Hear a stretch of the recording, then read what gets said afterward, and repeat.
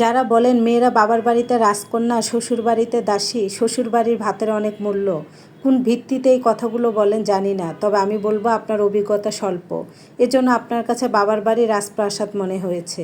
অল্প বয়সে বিয়ে না করে 30 বছর পর্যন্ত অবিবাহিত হয়ে বাবার বাড়িতে থেকে দেখেন ভাতের নলা গলা দিয়ে নামে কিনা।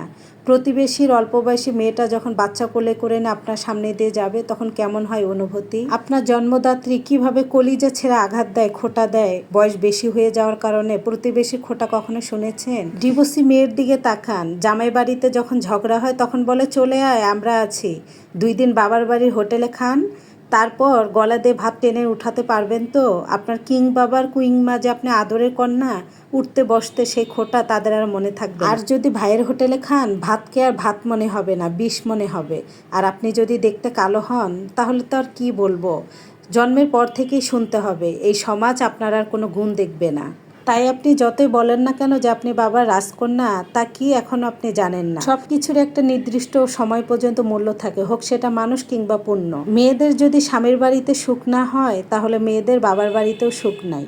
মেয়েরা বিয়ের আগে বাবার বাড়িতে কিছু বছরের জন্য রাজকন্যা হয়ে থাকে, তারপর এদের দিকে আর কেউ ফিরেও তাকায় না।